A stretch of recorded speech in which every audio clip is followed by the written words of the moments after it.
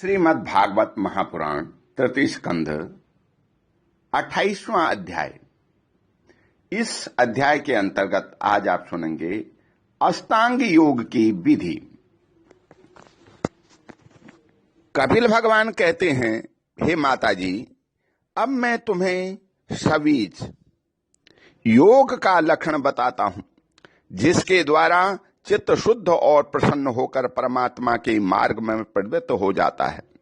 यथाशक्ति शास्त्र विहित स्वधर्म का पालन करना तथा शास्त्र विरुद्ध आचरण का परित्याग करना, प्रारब्ध के अनुसार जो कुछ मिल जाए उसी में संतुष्ट रहना, आत्मज्ञानियों के चरणों की पूजा करना, विषय वासनाओं को बढ़ाने वाले कर्मों से दूर रहना, संसार बंधन से छुड़ाने वाले धर्मों में प्रेम करना, पवित्र और परिमित भोजन करना, निरंतर एकांत और निर्भय स्थान में रहना, मन, वाणी और शरीर से किसी जीव को न सताना, सत्य बोलना, चोरी न करना, आवश्यकता से अधिक वस्तुओं का संग्रह न करना, ब्रह्मचर्य का पालन करना, तपस्या करना, धर्म पालन के लिए कष्ट सहना, बाहर भीतर से पवित्र रहना, शास्त्रों का अध्ययन करना, भगवान की पूजा करना, वाणी का संयम करना, उत्तम आसनों का अभ्यास करके श्रद्धापूर्वक बैठना,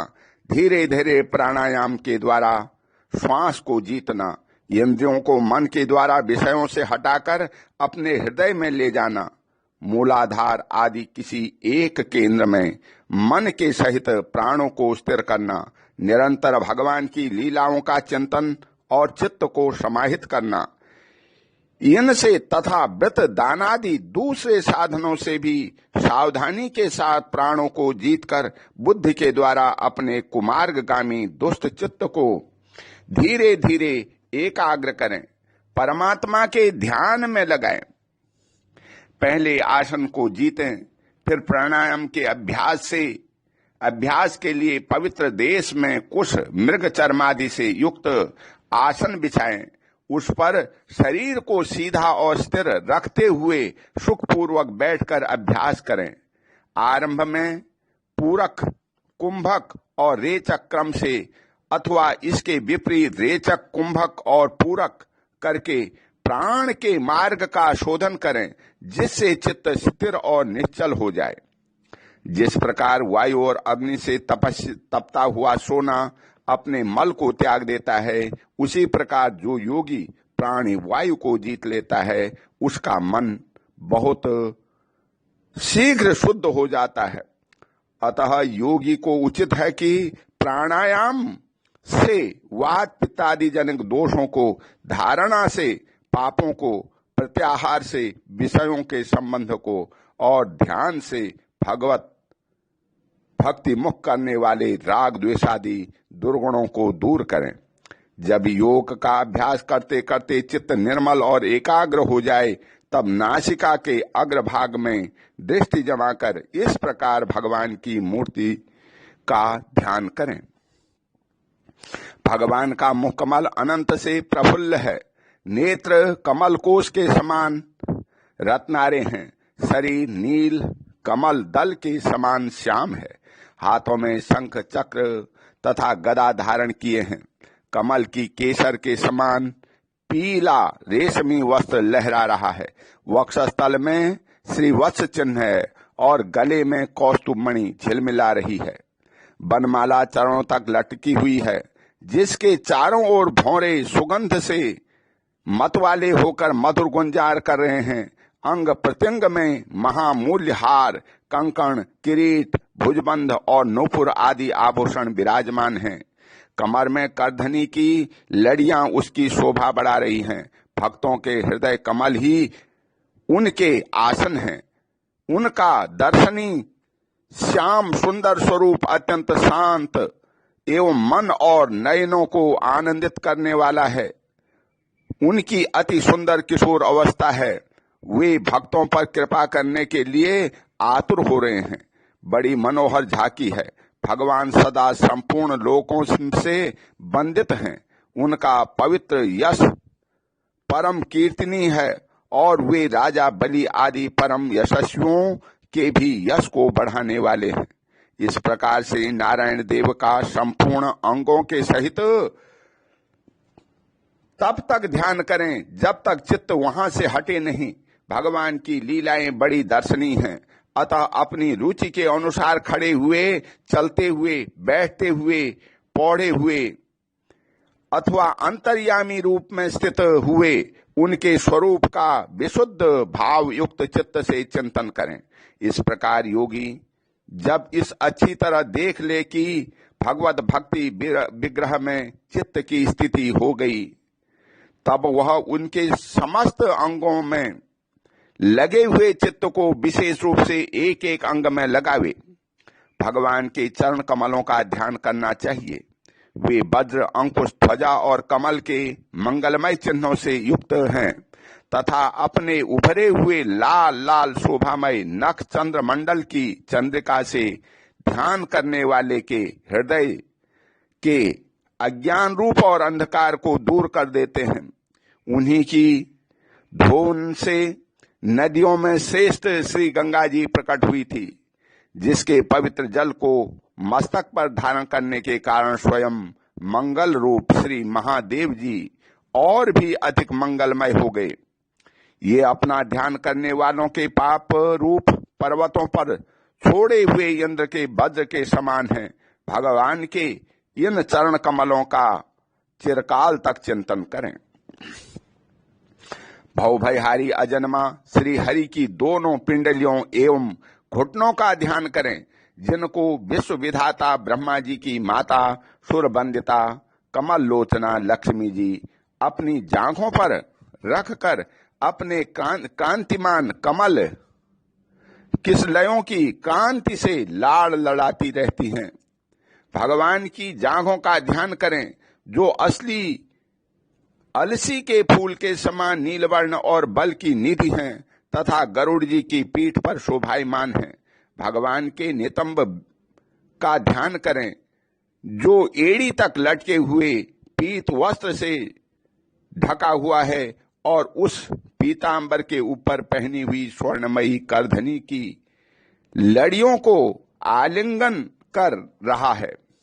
संपूर्ण लोकों के आश्रय स्थान भगवान के उदर देह में स्थित नाभि सरोवर का ध्यान करें। इसी से ब्रह्मा जी का आधारभूत सर्वलोकमय कमल प्रकट हुआ है। फिर प्रभु के श्रेष्ठ मरकतमणि सदृश दोनों स्तनों का चिंतन करें, जो वक्षस्थल पर पड़े हुए शुभ्र हारों की किरणों से गौर वर्ण जान पड़ता है। इसके पश्चात पुरुषोत्तम भगवान के वक्षस्थल का ध्यान करें, जो महालक्ष्मी का निवास स्थान और लोगों के मन एवं नेत्रों को आनंद देने वाला है। फिर संपूर्ण लोकों के बंदनी भगवान के गले का चिंतन करें, मानो कौस्तुभमणि को भी सुशोभित करने के लिए ही उसे धारण करता है। समस्त लोकपालों की आश्रयभूता भगवान की चारों भुजाओं का ध्यान करें, जिसमें धारण किए हुए कंकणादि आभूषण समुद्र मंथन के समय मंद्राचल की रगड़ से और भी उजले हो गए हैं। इसी प्रकार जिसके तेज को सहन नहीं किया जा सकता, उस सहस्त्र धारों वाले सुदर्शन चक्र का तथा उनके कर कमलों में राजहंस के समान विराजमान शंख का चिंतन करें। फिर विपक्षी वीरों ने रुधिर से सनी हुई प्रभु की प्यारी कामोद की गदा का भौरों के शब्द से गुंजायमान बनमाला का और उनके कंठ में सुशोभित संपूर्ण जीवों के निर्मल तत्व रूप कौस्तुभमणि का ध्यान करें। भक्तों पर कृपा करने के लिए ही यहाँ साकार रूप धारण करने वाले श्री हरि के मुख कमल का ध्यान करें, जो सुगढ़ नासिका से सुशोभित है और झिलमिलाते हुए मदराकृत कुंडलों से हिलने में अतिशय प्रकाशमान स्वच्छ कपोलों के कारण बड़ा ही मनोहर जान पड़ता है। काली काली घुंघराली अलकावली से मंडित भगवान का मुखमंडल अपनी छवि के द्वारा भ्रमरों से सेवित कमल कोश का भी तिरस्कार कर रहा है और उसके कमल सदृश विशाल एवं चंचल नेत्र उस कमल कोश पर उछलते हुए मछलियों के जोड़े की शोभा को मात कर रहे हैं। उन्नत भ्रू लताओं से सुशोभित भगवान के ऐसे मनोहर मुखारबिंद की मन में धारणा करके आलस्य रहित हो उसका ध्यान करें। हृदय गुहा में चिरकाल तक भक्तिभाव से भगवान के नेत्रों की चितवन का ध्यान करना चाहिए, जो कृपा से और प्रेम भरी मुस्कान से क्षण क्षण अधिकाधिक बढ़ती रहती है, विपुल प्रसाद की वर्षा करती रहती है और भक्तजनों के अंतः अनंत घोर तीनों तापों को शांत करने के लिए ही प्रकट हुई है। श्री हरि का हास्य प्रणत जनों के तीव्र से तीव्र शोक के अश्रु सागर को सुखा देता है और अत्यंत उदार है। मुनियों के हित के लिए कामदेव को मोहित करने के लिए ही अपनी माया से श्री हरि ने अपने भूमंडल को बनाया है, उसका ध्यान करना चाहिए। अत्यंत प्रेमार्ध भाव से अपने हृदय में विराजमान श्री हरि के खिलखिलाकर हंसने का ध्यान करें, जो वस्तुतः ध्यान के ही योग्य है तथा जिसमें ऊपर और नीचे के दोनों होंठों की अत्यधिक अरुण कांति के कारण उनके कुंदन कली के समान शुभ्र छोटे छोटे दांतों पर लालिमा सी प्रतीत होने लगी है। इस प्रकार ध्यान के तन्मय होकर के उनके सिवा किसी अन्य पदार्थ को देखने की इच्छा न करें। इस प्रकार के ध्यान के अभ्यास से साधक का श्री हरि में प्रेम हो जाता है, उसका हृदय भक्ति से द्रवित हो जाता है, शरीर में आनंदातिरेक के कारण रोमांच होने लगता है। उत्कंठा जनित प्रेमाश्रुओं की धारा में वह बारंबार अपने शरीर को नहलाता है और फिर मछली पकड़ने के कांटे के समान श्री हरि को अपनी ओर आकर्षित करने के साधन रूप अपने चित्त को ही धीरे धीरे ध्येय वस्तु से हटा लेता है। जैसे तेल आदि के चुक जाने पर दीप शिखा अपने कारण रूप तेजस तत्वों में लीन हो जाती है, वैसे ही आश्रय विषय और राग से रहित होकर के मन शांत ब्रह्माकार हो जाता है। इस अवस्था के प्राप्त होने पर जीव गुण प्रभाव रूप देहादि उपाधि के निवृत्त हो जाने के कारण ध्याता ध्येय और विभाग से रहित एक अखंड परमात्मा को ही सर्वत्र अनुगत देखता है।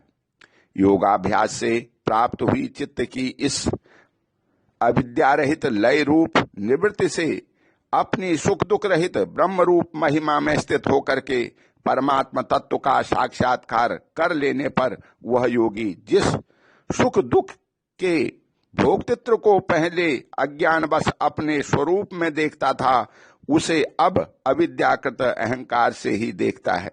जिस प्रकार मदिरा के मद से मत वाले पुरुष को अपनी कमर पर लपेटे हुए वस्त्र के रहने या गिरने की कुछ भी सुधि नहीं रहती, उसी प्रकार चरमावस्था को प्राप्त हुए सिद्ध पुरुष को भी अपनी देह के बैठते उठते अथवा दैववश कहीं जाने का लौटने आने का विषय में कुछ भी ज्ञान नहीं रहता, क्योंकि वह अपने परमानंदमय स्वरूप में स्थित है।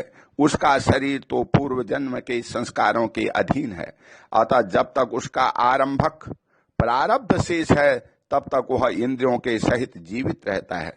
किंतु जिसे समाधि पर्यंत योग की स्थिति प्राप्त हो गई है और जिसने परम तत्व को भी भली भांति जान लिया है, वह सिद्ध पुरुष पुत्र कलत्रादि के सहित इस शरीर को स्वप्न में तीव्र प्रतीत होने वाले शरीर के समान फिर स्वीकार नहीं करता, फिर उसमें अहंता ममता नहीं करता।